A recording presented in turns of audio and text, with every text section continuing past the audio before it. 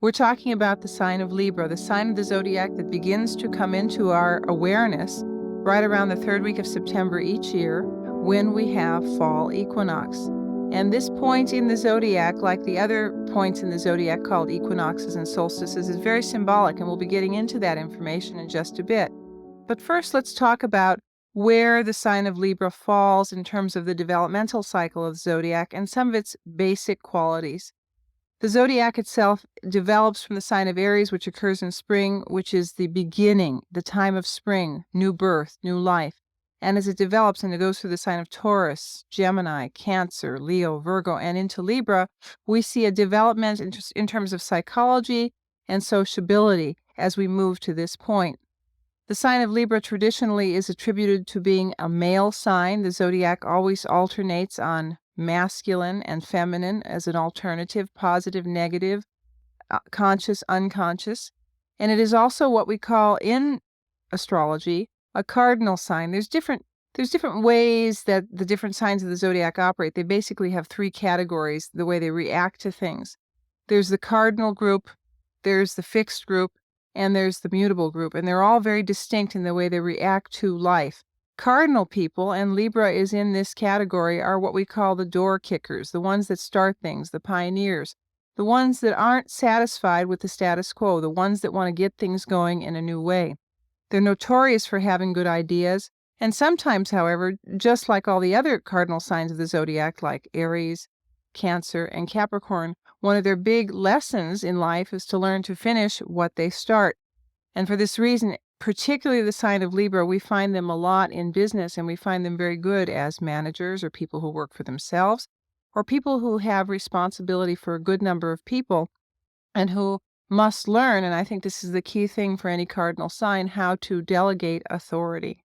Libra is also considered to be an air sign. Air is very much associated with communication, thought, talking, speech, ideas, teaching, training, writing. It's totally involved with communication. And I would say out of the three signs of the zodiac that are air signs, that's Libra and Gemini and Aquarius, that probably the one that achieves the most balance, and of course Libra is the sign of balance and who has the ability to really stand back and look at the bigger perspective or the bigger horizon, is the sign of Libra. Libra is oftentimes always associated, in fact, with, if you look at the natural zodiac, with what we call the seventh house. The seventh house is traditionally the house of marriage, legal partnership, committed relationships. And so for this reason, we see the sign of Libra being very much involved in relationship and trying to put people together and trying to coordinate people and trying to help people get along. Many times they act quite successfully as arbitrators, negotiators. One of their master gifts is that they have that gift. They have the ability to look at all party suggestions, put the thing together, and come out with a really fine answer that would work for all people. It's also interesting because where Libra falls in the year, which is right literally in the middle of the zodiacal year, as well as where it falls in the wheel of life, the circle, the zodiac, is right at the point at which the sky or the planets are traveling from the bottom to the top. In other words, it's the entry point into socialization.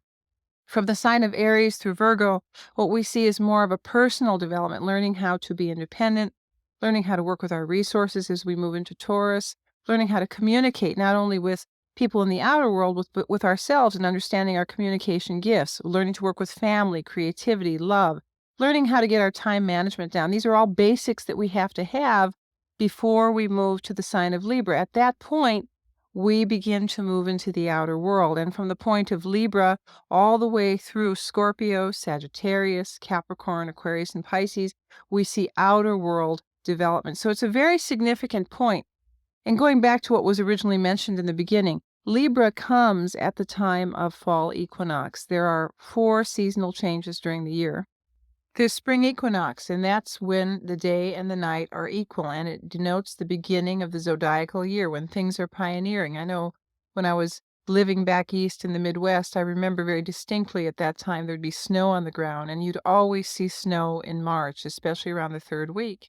And the amazing thing is, just like clockwork, every March 22nd, March 23rd, the little purple crocuses would just pop through the snow. very courageously, not knowing really if in fact the snow was going to be there a few more days or would melt. And so this is really the energy or the essence of spring equinox. It's the beginning, it's pioneering, it takes courage, it's guts, and that's the beginning of the season. As we move into the summer, around June 22nd, we have summer solstice, which is considered to be the longest day of the year, and which in fact denotes the beginning of the true growing season. And we have this time from June 22nd until September 22nd when we tend our crops, we take care of them, we water them, we enjoy them, we bask in the long days.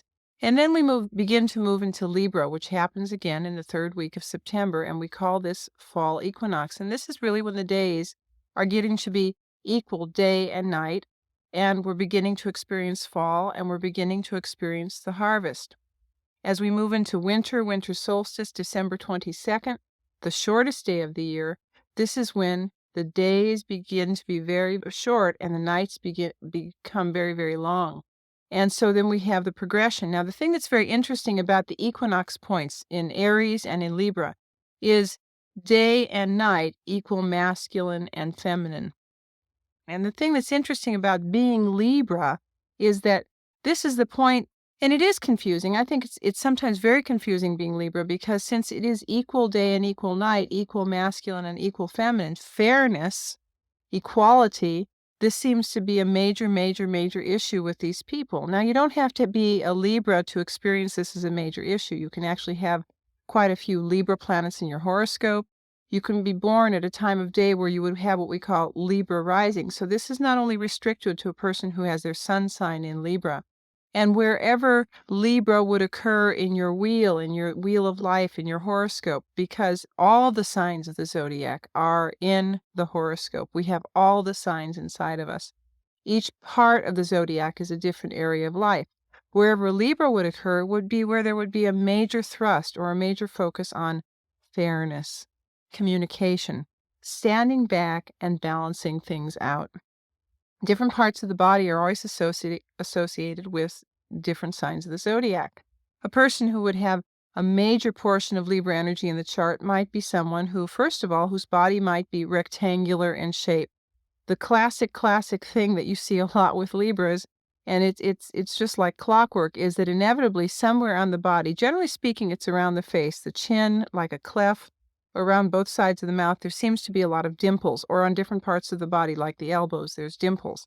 The other thing that's very classic about this particular group of people is that they do like sweets. And the reason they like sweets is not just because it's a shot in the dark kind of thing. It's because each sign of the zodiac is ruled by a planet.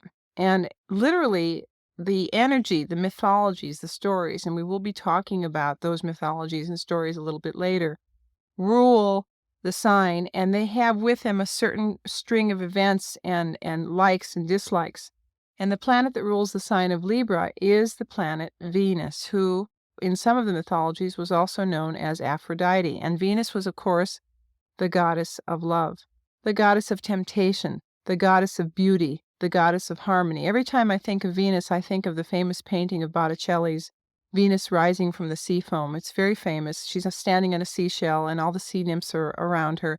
And she has that beautiful, sophisticated, oval face that's absolutely perfection with the blue eyes. And literally, when you see someone who has a lot of Libra in their chart, they will have usually very classic kinds of features, especially if their rising sign is Libra, which usually shows the physical body. And the thing about that is that regardless of how anxious they might be underneath on the surface, what we see, what we view, is very sophisticated, very balanced, supposedly very peaceful. And I think you hear a lot, if you read a lot of the popular astrology books, you hear a lot about the sign of Libra, and you hear a lot about how Libra is the sign of peace and harmony. Well, it is the sign of peace and harmony because the symbol for Libra, of course, is the scales of justice. But for every sign of the zodiac, there is an opposite sign of the zodiac. And the opposite sign of the zodiac for Libra is the war god, also the pioneer god, Mars or Aries. And even though Libra does like peace, even though Libras, generally speaking, do not like a lot of emotional disharmony in their home, there is an element of them, if their scales get too balanced, what happens is they will somehow, some way, throw a monkey wrench in the works to throw the scales out of whack, out of balance, to get everyone disarmed so that they can put the scales back into balance. And this is the part that we don't hear about Libra and that we don't read about Libra.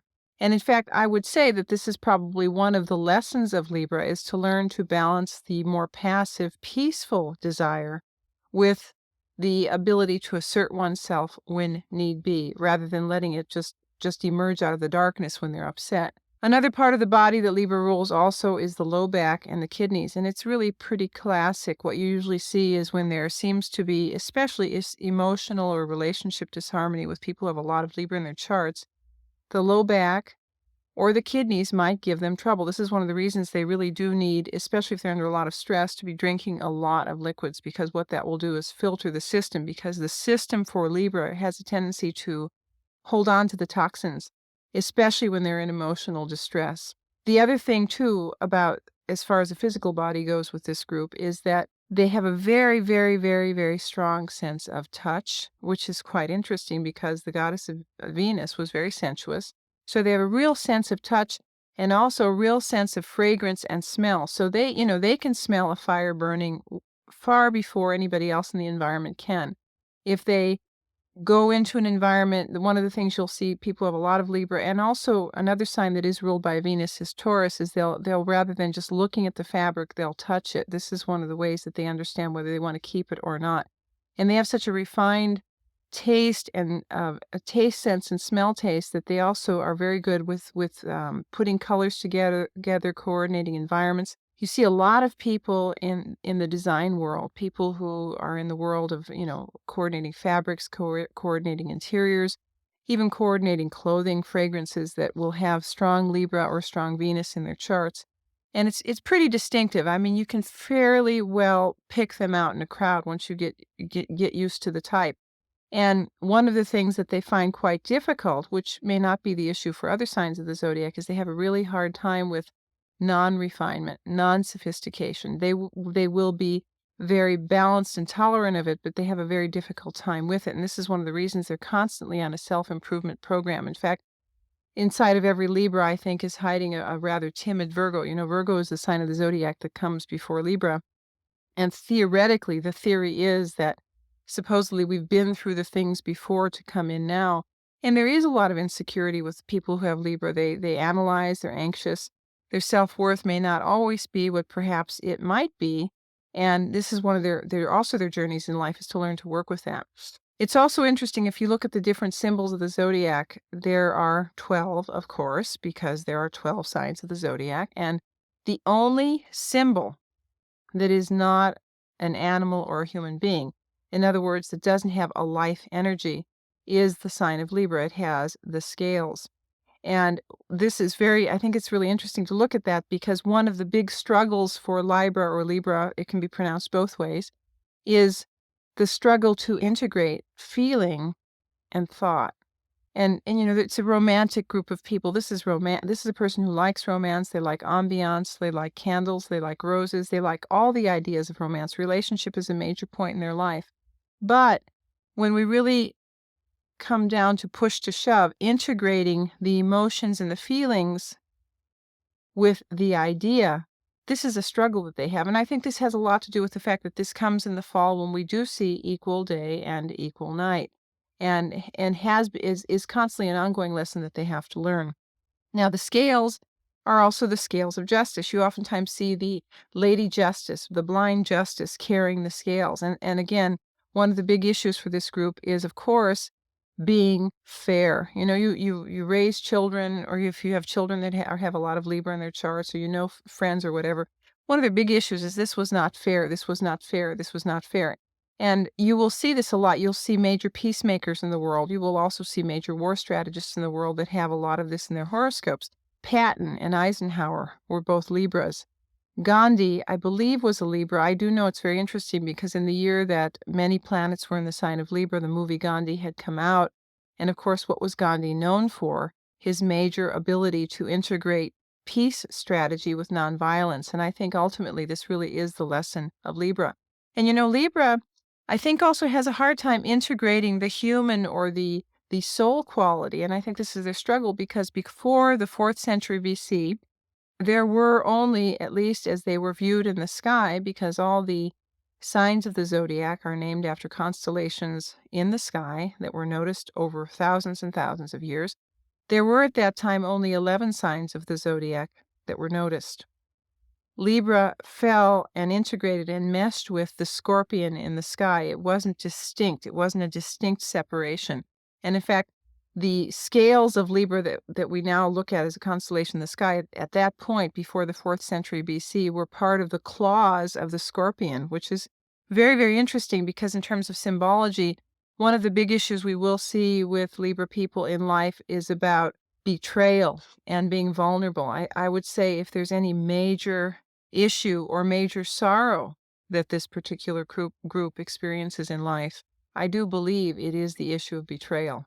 And when we talk about the mythologies, you'll understand more about what I might be talking about. So we look at the law, we look at the scales, and we look at Libra being the thought of the law being integrated with the spirit of the law. Now let's talk of some of the mythologies that are associated with the sign of Libra. Some many of you will know, some many of you will have heard, and some will be less commonly heard. And in fact, some of you may think, my goodness, is that really me? But once you really start thinking about it, you may actually see that this is the other side of Libra, because recall, what was said earlier was that Libra, like with all the signs of the zodiac, has two sides. It has its conscious side, which is ruled by Venus, pleasure, balance, harmony, and peace. But every sign of the zodiac has its opposite sign, which in many ways we can look at as its shadow. Now, before we talk about the myths, let's talk about shadow, because some of the shadow characters come up in the mythologies. Shadow is a psychological term that's used to define the part of ourselves that we really don't like to look at, that we ignore, that we shove on the shelf, and that most of us are very, very good at avoiding until we hit midlife around 40, when it just sort of roars out of the box and we really need to deal with it. There's a wonderful story about shadow, and it is not my story. It's a story by Alice Howell, who is a woman who's a Jungian analyst and a Jungian astrologer. One book, she has written many books, but one of the books she's written is Jungian Symbolism in Astrology, and she talks about the shadow character. And what she does is she compares the story to the story of Sleeping Beauty. And Sleeping Beauty was, as the story goes, the little girl who was born to her two parents, the king and queen, after many, many, many years of wanting to have children and not having them, and finally having been blessed with a child. Her name was Briar Rose. They were so overwhelmed and so joyous, they invited everyone in the kingdom, including the fairies. The one character they failed to invite, probably by choice because she was rather unpleasant, was the bad witch. And the party is going on, and the christening is wonderful, and everybody's having a great time. And all the good fairies are bestowing all their wonderful blessings on little Briar Rose, Sleeping Beauty. Until finally, right before the last fairy has a chance to bestow her wish, out of the bowels of the castle, out of the cave of the castle, comes this horrible, horrible, horrible dark witch, incensed and inflamed that she hadn't been invited to Sleeping Beauty's party. And of course, what does she do? We all know the story. She puts the curse on Sleeping Beauty, and she says when she turns 16, she's going to prick her finger on a spinning wheel, and she will die. There is no way that she will come back to life. She will die. The parents, of course, are overwhelmed at this point, and they're so sad, and they're just horribly upset. And they can't change the bad fairy's wish. But the thing that can change is the last little good fairy that has the opportunity to bestow her last wish says, I can't change the bad fairy's wish, but what I can do is alter it somewhat so that the little girl doesn't die, she simply falls asleep. And of course, as the story goes, the prince comes along and he kisses Sleeping Beauty, and she goes off with him. But when we talk about shadow, let's look at this story. What Alice Howell says in her book is, what if in fact the parents of Sleeping Beauty had in fact invited her, the bad witch, to the christening? Would she in fact have cursed the little girl and sentenced her to death? Probably not. And this is what we talk about shadow. And shadow has to come in to be totally balanced. We're talking out of all the signs of the zodiac, we're looking at the sign that deals with balance. And in order to be in balance, we have to invite the bad fairy to the party. We have to sit down with her and have a good meal And even though we don't like her or like him, we have to get to know them and get to know the parts of ourselves that we really don't like and really, really don't want. So when we talk about the myths in all of this series of tapes, we talk about not only the more obvious myths, but the ones that are the shadow myths. But let's begin with a more traditional goddess, Venus, or Aphrodite, if you wish, who rules the sign of Libra and also rules the sign of Taurus. Now let's talk a little bit about her. She has a lot of press in the sense that she's always, if you read about her in the different versions of mythology, she's always beautiful, she's always exquisite. All the gods and goddesses are in love with her. She's very social. She doesn't miss a party. And she really has a way about her that's very seductive and very charming. And regardless of what she does, and she does sometimes some pretty unbelievably difficult and unbelievably callous kinds of things, regardless of what she does, she is still loved. And whatever she sets her sights on, she gets. Because the essence of Venus is about attracting to us that which we desire. Now, the way the story goes is that she's betrothed and then married to the god Hephaestus, who's also in some of the mythologies known as Vulcan. Hephaestus is one of the two legal sons of Zeus and Hera. However, as much as she is married to Hephaestus, who is in fact, in many ways, when you listen to the Virgo tape, he's very Virgo. He's very serving. He's a master craftsperson. All he wants to do really is serve the gods and serve his wife and make beautiful things. He doesn't ask a lot of people. And as much as she's married to him, she really has no desire for him. Who she has desire for is his brother, Ares, or Mars. In the Roman version, he's called Mars. And in the Greek version, Ares is a rather primal kind of character who rushes into battle, pulls out his sword without thinking about a thing, slaughtering and killing and maiming. But yet he's very primal, he's very sexual, and she's very attracted to him. He's beautiful, he's gorgeous, he's handsome, and she's having an affair with her husband's brother, Ares. And all the gods know about it, and all the gods are laughing at Hephaestus, and he knows about it, and he's serving his wife, even though he knows that she is not being faithful to him. And the entire story, which if you read through all the mythologies and the stories, is about these two, Venus and Mars, Venus and Ares, getting together, and every time they get together, somehow they're separated. So she's always doing things to seduce him, and he's always being pulled in, but just as he's pulled in, he has to go off to battle. And so if you really think about that, in a lot of ways, this is kind of the dilemma, if you will, of Libra, is that they may set their sights on something, and they may begin to draw it in, kind of like, I guess, reeling in a fish. And at times, because they don't take the proper action or make the right moves, they lose it. And so, and the thing that's also interesting in this story is that she really, in fact, even though she's social and everybody loves her, she is betraying her husband. And this is one of the themes of betrayal that we talked about. And she's not being fair. Now, there's another story. It's a very old story. It's from the Ramayana. It's from the latter chapters of the Ramayana, and that's spelled Ramayana, if anybody cares to look that up, where Lord Rama finds his wife, Sita, as a prisoner in his enemy Ravana's camp for 11 years. She's been gone for 11 years. She was stolen without anyone knowing. And Lord Rama believes his wife has been unfaithful to him, even though she really has not. She has struggled to be faithful, and she has really gone through a lot to maintain that, but he doesn't believe her.